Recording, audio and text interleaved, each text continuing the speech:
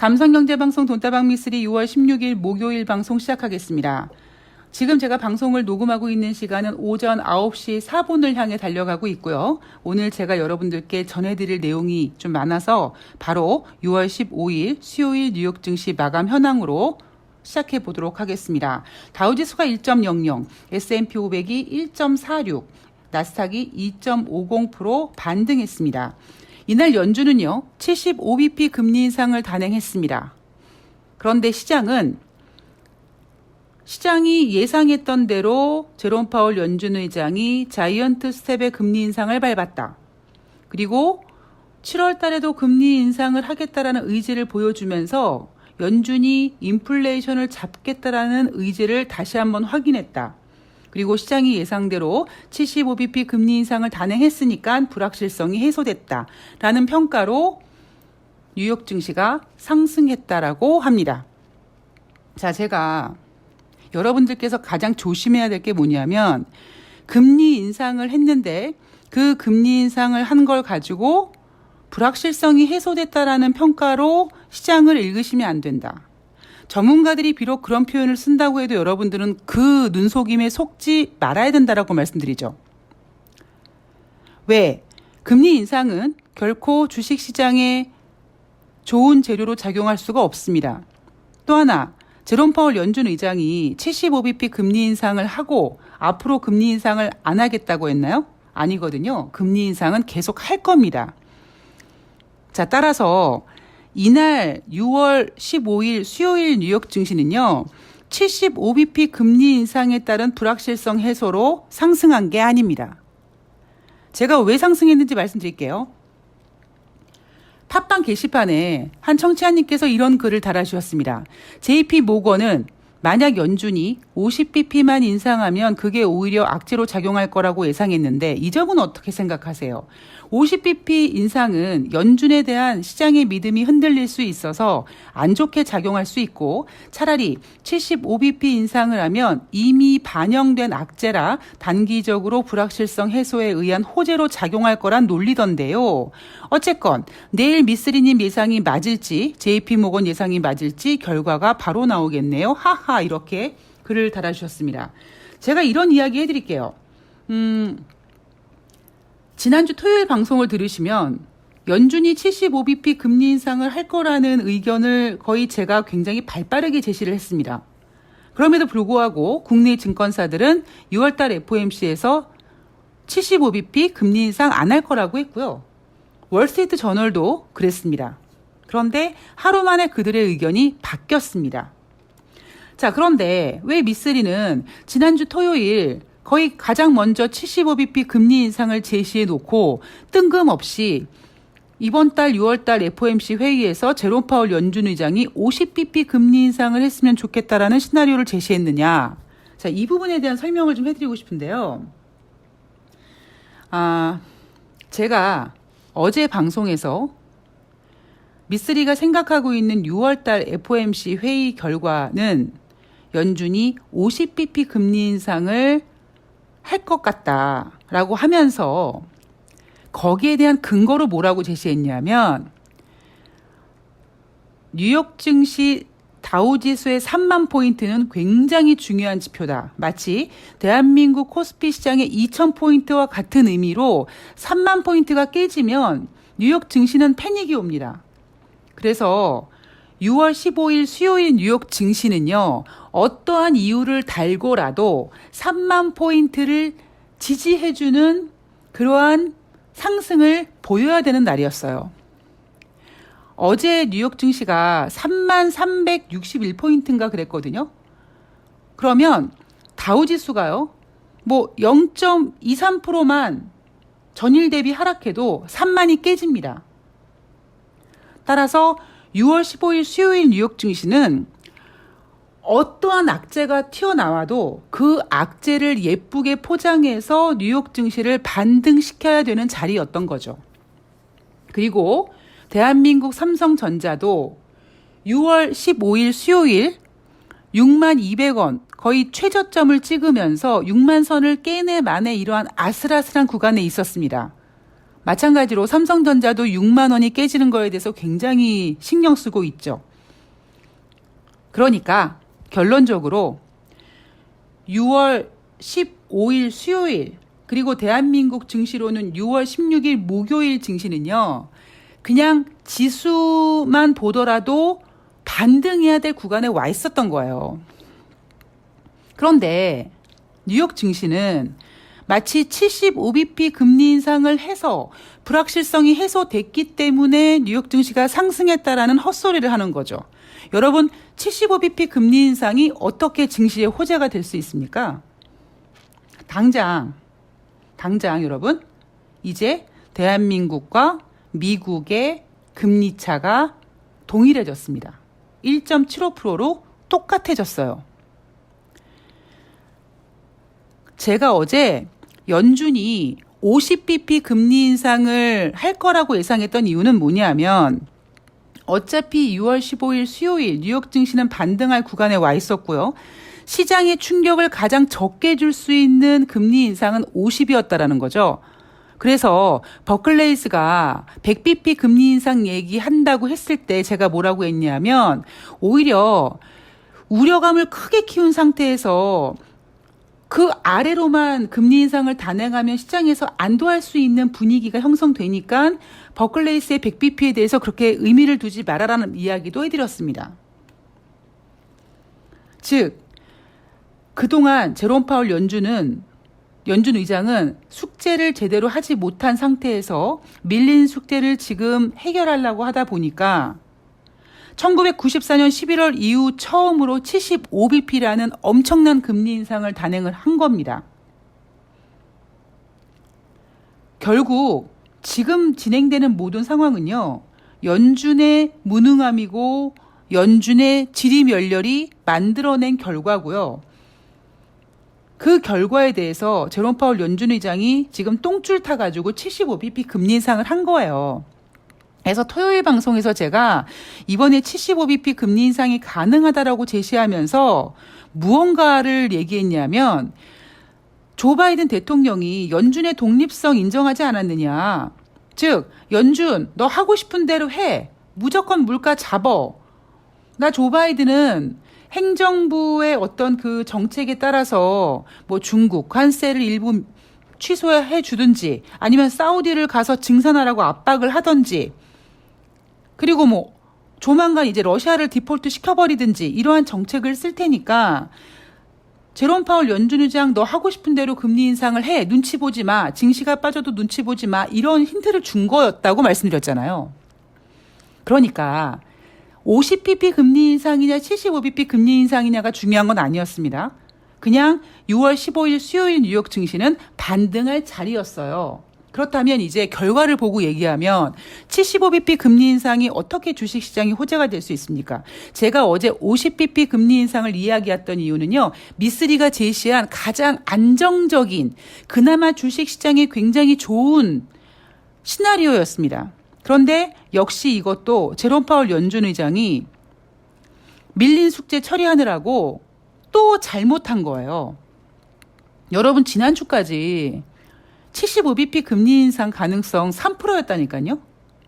75bp 금리 인상이 3%였다가 월요일 날 30%였다가 화요일 날 97%까지 올라간 겁니다. 즉 제롬 파월 연준 의장의 75bp 금리 인상은요.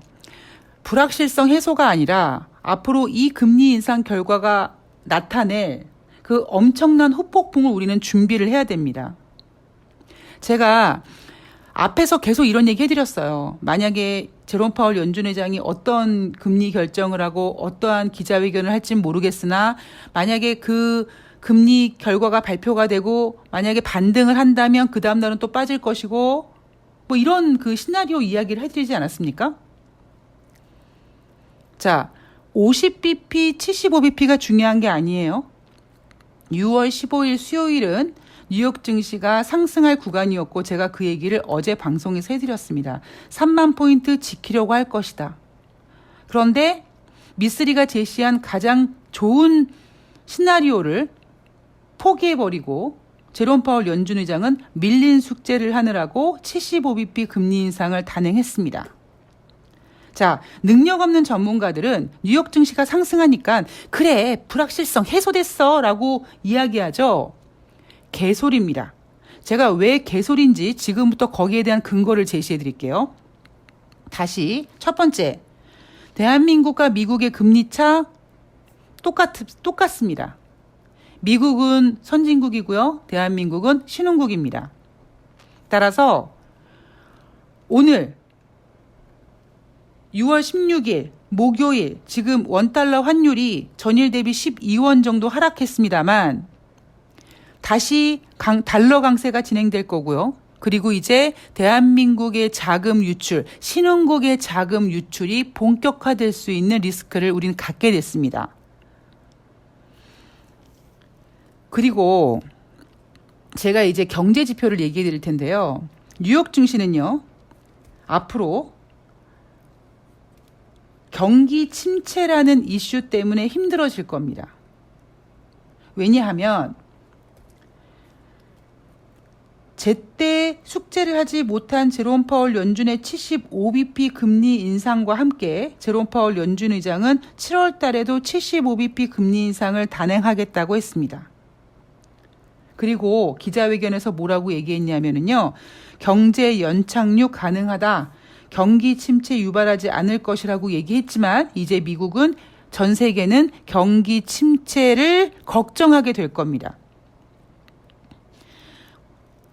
거기에 대한 근거로 첫 번째는 제가 미국과 한국의 금리가 똑같아졌다고 얘기를 했죠. 오늘은요. 우리나라 6월 16일 목요일 증시나 6월 15일 수요일 뉴욕 증시는요. 삼성전자 6만 원 지키기 프로젝트, 다우지수 3만 포인트 지키기 프로젝트의 일환으로 그냥 상승할 자리였어요. 자, 그런데 미국의 경제 지표를 보면은요. 이날 발표된 5월달 소매 판매가 0.3% 감소했습니다. 자, 여러분, 소매 판매는요. 지금 꾸준히 감소되고 있습니다. 지난달에 뭐 감소됐다 안 됐다 지지난달이 되는 거죠. 뭐 1.4% 증가했다라고 했는데 수정했더니 0.9%였습니다. 자, 0.9%였던 소매 판매가 지난달에는 0.7%가 됐고요. 이번에 발표한 5월달 소매 판매는 증가가 아니라 0.3% 감소했습니다. 소매 판매 감소했습니다, 여러분. 제가 몇 달 전부터 모는 종이 이야기하면서 3월달 소매 판매를 1.3% 증가라고 했는데 다시 계산기를 두들겼더니 0.9% 상승했더라. 그러면 2월달 대비 부진했고요. 4월달 소매 판매는 0.7이었고요. 이번에 5월달은 0.3% 증가가 아니라 감소입니다, 여러분. 경제 지표는 꺾이고 있습니다. 또 하나 6월 초에 발표된 5월달 고용지표 부진했습니다. ADP 민간 고용지표에서 발표된 고용지표는 좋았으나 노동부에서 발표된 고용지표는 부진했습니다. 그리고 지난주 신규 실업상 청구 건수도 전주 대비 10% 이상 증가해서 거의 22만 9천 명, 23만 명에 육박했습니다. 그 얘기는 미쓰리가 체크하고 있는 경제 지표로 봤을 때 이미 미국은요. 경기 정점을 찍고 지금 경기가 둔화되고 있습니다. 그런데 안타깝게도 인플레이션은 지금 잘 안 잡히고 있죠. 그런데 인플레이션이 지금 이렇게 안 잡히는 이유가 뭐냐면요. 제가 뒷부분에 말씀드리겠지만 지금 전 글로벌은요. 인류 역사상 한 번도 겪어보지 못했던 엄청난 유동성의 그 흐름을 우리가 지금 겪다 보니까 그 유동성이 이제 브레이크가 고장이 나서 가속도가 붙어가지고 막 인플레이션이 달려가는 가운데 브레이크를 걸고 사이드 브레이크를 걸지만 그 가속도 때문에 속도가 쉽게 줄어들지 않는 겁니다. 그러니까 거기에 비해서 고용 지표라든가 주택 지표라든가 뭐 소매 판매 이런 지표들, PMI 지표들은 이미 정점을 찍고 꺾였고 유동성의 영향을 가장 많이 받는 인플레이션은 금리 인상을 통해서 가속도를 줄이려고 하지만 아직까진 그 속도가 줄어들지 않고 있기 때문에 이번 5월달 소비자 물가지수가 8.6%라는 41년 만에 최고치가 나온 거고요. 그 지표를 보고 갑자기 연준이 50bp 금리 인상에서 75bp 금리 인상을 단행해버린 겁니다. 제가 지금 어떠한 이야기를 하는지 혹시 이해가 되십니까? 제가 50bp를 단행해야 된다라고 했던 이유 중에 하나가 뭐냐면 이미 경제지표가 꺾였거든요. 그럼 50bp 정도만 했어도 괜찮았을 텐데 75bp를 해야 되는 바람에 왜 75bp를 했습니까? 제롬 파월 연준 의장이 제대로 숙제를 못했기 때문이에요. 그러면 결국 그렇게 한꺼번에 무언가를 후다닥 처리하려고 하면은요, 부작용이 반드시 생깁니다. 이미 경제지표는 정점을 찍고 꺾인 상태에서 가속도가 줄지 않는 인플레이션의 상승을 보고 쫄아가지고 겁먹고 75bp 금리 인상을 단행했다. 후폭풍 분명히 옵니다. 미국 경제지표 소매 판매 감소세로 전환됐고요. 고용지표 부진하고 주간 신규 실업상 청구 건수도 증가했습니다. 오늘 밤에 발표되는 주간 신규 실업상 청구 건수가 어떻게 될지 모르겠습니다만 미국 경제지표는 이제 확실히 꺾였습니다. 따라서 75bp 금리 인상은 좀 과도했다라는 거죠. 그럼에도 미쓰리가 지난주 토요일날 75bp 금리 인상 가능성을 제시했던 이유가 뭐냐면 연준이 제때 숙제를 못했기 때문에 한꺼번에 처리하려고 하다 보니까 그런 어떤 그 문제가 발생이 될 수 있다. 75bp 금리 인상이 나올 수 있다. 이런 얘기를 했던 겁니다. 그런데 미쓰리가 우려했던 것 중에 가장 최악을 선택한 거죠. 자, 그리고 미국은요.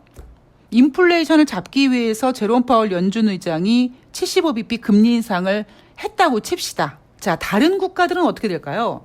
다시 말씀드리지만 이제 대한민국과 미국은 금리가 똑같아졌어요. 여기에 ECB 유럽 중앙은행은요. 이날 갑자기 긴급 통화 정책 회의를 엽니다. 왜 열까요?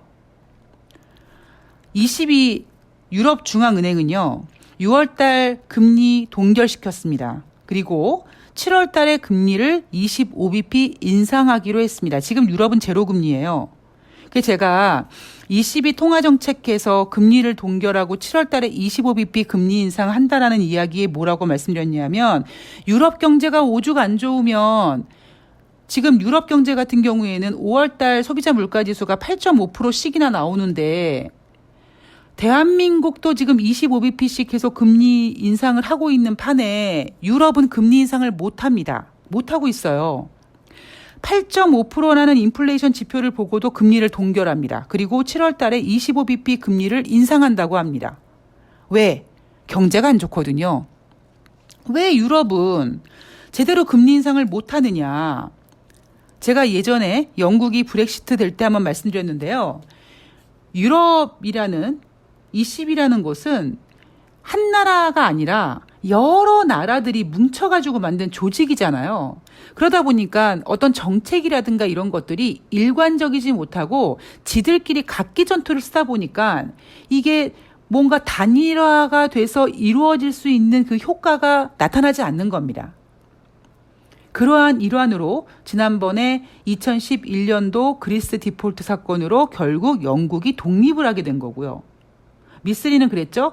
아마 유럽연합은 언젠가는 분리될 것이다. 자, 유럽 중앙은행은요. 긴급 통화 정책을 열어서 이탈리아와 스페인 같은 나라들의 재정 건전성이 취약하니까 이런 스페인과 이탈리아 같은 부채 비중이 높은 나라들을 위해서 대책을 강구해야 된다라는 어떤 의견을 모았습니다. 지금 진행되고 있는 긴급자산 매입 프로그램을 이용해서 상환되는 금액을 그냥 상환해서 은행에 두는 게 아니라 바로 그냥 시장이 풀어서 재투자하자. 이게 여러분 말이 좋아 재투자죠. 부채 비중이 높은 나라에다가 재투자한다는 건 결국 뭐냐면 빚을 돌려막기 한다는 의미가 있습니다. 그리고 이렇게 유럽 경제가 안 좋고 그리고 스페인이나 이탈리아 같은 나라들이 재정 적자를 허덕이고 있고 그러면 유럽연합에서 배부른 국가들이 돈 많은 국가들이 이게 뭐야 우리도 영국처럼 그냥 독립하자 이런 의견들 나올 수 있거든요. 그래서 이날 유럽중앙은행에서 긴급 통화 정책을 하면서 긴급 자산 매입 프로그램을 이용해서 상환금을 재투자해서 경기를 좀 잡아주고 그리고 유럽 금융시장의 분열을 막기 위해서 노력하자고 회의를 했습니다. 지금 경제 상황이 얼마나 긴급하면 유럽은 긴급해요. 다시 말씀드리지만 여러분, 유럽은 지금 금리 인상을 제대로 하지를 못합니다. 왜? 금리 인상을 할 만큼 경기가 좋지 않거든요. 유럽도 지금 인플레이션이 전년 동월 대비 8.5%라는 엄청난 수치를 가지고도 금리 인상을 하지 못할 정도로 경제가 안 좋다. 자, 그러면 중국으로 넘어가 볼까요? 중국 5월달 소매 판매가요 6.7% 감소했습니다. 자, 물론 중국 경기는 꺾였어요. 굉장히 중국 경기 안 좋습니다. 3월에도 소매 판매가 감소됐고요. 4월에는 무려 마이너스 11.1%를 기록했습니다. 그런데 4월달 소매 판매가 이렇게 크게 감소한 이유는 바로 상하이가 전면 봉쇄됐기 때문이죠. 그런데 5월달 소매 판매도 4월달보다는 좀 나아졌지만 6.7% 감소됐습니다. 자, 물론 6월 1일부터 뭐 상하이라든가 뭐 베이징 이런 도시들이 봉쇄가 해제돼서 경제가 회복한다고 합니다만 문제는 코로나가 재확산돼서 상하이가 봉쇄되기 직전에도 그 전에도 이미 중국 경제는 꺾인 상태였습니다. 중국 경제가 계속 꺾여지고 있는데 그 상태에서 상하이 도시가 봉쇄된 거죠. 그리고 이제 다시 봉쇄가 해제됐다고 합니다. 그러면 그동안 쭉 안 좋았던 경제가 갑자기 확 좋아질까요? 중국은요, 사회주의 국가다 보니까 중국 내에 어떤 일어난 일들, 특히 금융 문제는요, 밖으로 노출이 안 됩니다. 중국 공산당 당국이 저지를 하죠. 지금 중국 내에서 예전에 뭐 은행들이 뭐 도산되고 이랬을 때 그게 크게 부각이 되지 않았습니다. 왜? 중국 내에서 그거를 입막아 버리는 거죠. 어떻게든지 처리해버리고. 그래서 그게 어찌 보면 중국이 갖고 있는 가장 장점이자 단점이 된 거죠. 어느 정도의 어떤 위기는 공산당이라는 이름으로 국가가 제재하고 입막음하고 노출시키지 않아서 어느 정도는 막을 수 있지만 그 이상의 문제는 중국이 공산당이고 사회주의 국가지 뭐든지 못 막습니다. 마치 지금 우리 인류가 이 인플레이션을 막지 못하고 있는 거와 흡사하죠. 지금 6월이죠, 여러분. 6월달 중국의 성장률 마이너스로 추락 가능성 제시되고 있고요. 신용평가사 피치는 글로벌 경제 성장률을 하향 조정했습니다. 3.5%에서 2.9%로 하향 조정됐고요. 특히 중국이 가장 악화됐다고 예상하고 있습니다. 자, 제가 지금 이 방송을 하는 이유는요. 뭐 매일 방송을 하지만 첫 번째, 75bp 금리 인상은 절대 호재가 아닙니다. 6월 15일 수요일 뉴욕 증시가 올라간 건 75bp 금리 인상으로 불확실성 해소가 아니에요. 그냥 미국의 다우지수 3만 포인트를 지키기 위한 그 노력이었습니다. 어떠한 핑계를 대서라도 3만 포인트는 지켜내려고 했기 때문에 6월 15일 수요일 뉴욕 증시는 그래서 상승한 거고요. 결과적으로 봤을 때 50bp도 아니고 1994년 이후로 최고로 높은 75bp 금리 인상을 했음에도 불구하고 뉴욕 증시가 반등했고 그에 따라 대한민국 증시도 지금 같이 따라서 반등하지만 여기서 우리가 흥분할 타이밍이 아닙니다. 왜? 앞으로 꼬꾸라질 생각을 해야죠. 이제 하룻밤 자고 일어나면 어이구 세상에 미국이 75bp 금리 인상을 했어? 대한민국이랑 금리 인상이 똑같네? 이거 어떻게 하지? 이런 상황이 벌어집니다. 거기에 미국은 워낙 쓸카드가 많아서 75bp 금리 인상에도 불구하고 다우지수 3만 포인트 지키기 위해서 성공하고 뭐 앞으로 불확실성이 해소되고 어쩌고 막 개소리를 하지만 냉정하게 여러분 미국의 경제 지표 꺾였습니다. 자, 이제 미국은요. 뭐 7월 달에 75bp 나발이고 이런 얘기 하기 전에 이제 경기 침체 우려감으로 걱정할 겁니다. 잠시 전에 말씀드렸듯이 유럽중앙회의 지금 발등에 불 떨어졌고요. 사회주의 국가라서 노출시키지 않고 있지만 지금 중국도 힘듭니다. 자, 여기에 어떤 일정이 있습니까, 여러분? 공식적으로 7월 11일로 알고 있는데 러시아가 디폴트 됩니다. 아마 미국은 러시아 디폴트 시켜버릴 거예요. 지금 러시아와 우크라이나 전쟁이 계속되고 있는데 처음에 우크라이나를 공격했던 러시아가 이거 만만치 않네? 하다가 밀리다가 지금 다시 러시아가 우크라이나를 공격하는 그 힘이 다시 거세지고 있죠.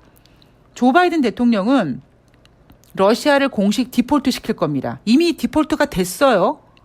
뭐 루블화로 지급해도 그건 디폴트다. 이미 그런 스토리가 앞에서 있었기 때문에 유예 기간을 두고 그 유예 기간이 끝나는 날이 7월 10일이기 때문에 아마 7월 10일 날경에 러시아가 디폴트가 될 겁니다. 전문가들은 러시아가 디폴트 된다고 세계 경제에 큰 충격을 주지 않을 거래요.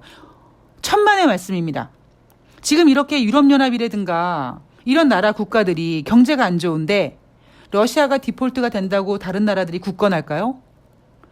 투자는 심리이기 때문에, 주식은 심리이기 때문에 러시아가 디폴트 되는 순간 아이고 다른 나라들 어떻게 하지라는 걱정이 주식시장을 지배하게 될 겁니다. 연준의 75bp 금리 인상 불확실성 해소가 아닌 거죠. 자, 그리고 오늘 제가 방송이 조금 길어지고 있는데 좀 중요한 이야기, 어제 말씀드렸던 이야기를 좀 해드리자면, 자, 2400포인트가 바닥이라고 국내 증권사들은 얘기를 합니다. 지난주 금요일까지만 하더라도 2750포인트 이야기를 하던 애들, 뭐 물론 작년 이맘때 종합지수 3300 갔을 때 3700 외쳤던 애들이니까, 그죠? 그건 뭐 믿지도 않고. 자, 그러면 과연 코스피의 여러분 적정 코스피가 얼마일까요?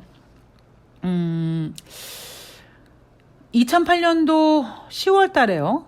그러니까 미국이 금융위기가 터져서 지수가 빠졌을 때 코스피가 890포인트였습니다. 1000포인트가 안 됐습니다. 자, 그때 이슈는 미국의 금융위기였죠. 미국이 돈을 풉니다. 그래서 2008년도 이후에 미국이 다시 경제를 회복합니다. 경제가 회복되는구나라고 했는데 마치 도미노식으로 미국발 금융위기가 유럽발 금융위기로 넘어가서 2010년도에 유럽발 금융위기로 증시가 다시 한번 출렁거립니다. 그때는 그리스가 디폴트가 되네 마네 하면서 계속 유럽발 금융위기로 우리가 힘들어했습니다. 그리고 그때 2011년도인가요? 3월 달에 일본에서 대지진이 발생해가지고 그 일본의 대지진으로 글로벌 경제가 충격을 받을 것이다. 이런 이슈들도 있었고, 따라서 2008년도 금융위기 이후에 연준이 돈을 풀었는데 그 돈으로 인플레이션이 유발되고 경제가 회복되는 데는 시간이 굉장히 많이 걸렸습니다. 그래서 여러분 코스피 차트를 보면은요, 한 2011년부터 한 2016년, 7년, 그때까지 차트가 거의 이렇게 횡보합니다. 그러다가 미국이 이제 그 유럽발 금융위기도 이겨내고, 뭐 중국의 금융위기 발생되면 어떻게 이런 우려를 다 모두 이겨내고, 미국이 2015년 12월 달에 경기 회복에 자신내서 금리 인상을 하고 2016년에 금리 인상을 4번 한다고 했는데 중국 증시가 개박살 나니까 그냥 겨우 2016년에 한 번의 금리 인상을 하죠. 원래 4번의 금리 인상을 해야 되는데 한 번의 금리 인상밖에 하지 않음으로써 유동성이 회수가 되지 않았습니다.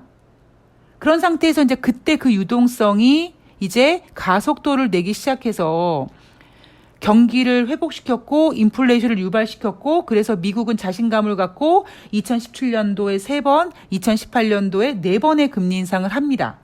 자, 그런데 그럼에도 불구하고 연준이 자기들이 생각했던 목표 금리에 도달하지 못했습니다. 그래서 2019년도에 금리를 한 번에서 2번 정도 더 인상한다고 했는데 2018년도 4번의 금리 인상 때문에 경제지표가 꺾이기 시작하니까 2019년도에 제롬 파월 연준 의장은 금리를 인상하지 못하고 오히려 한 번 인하하게 되죠.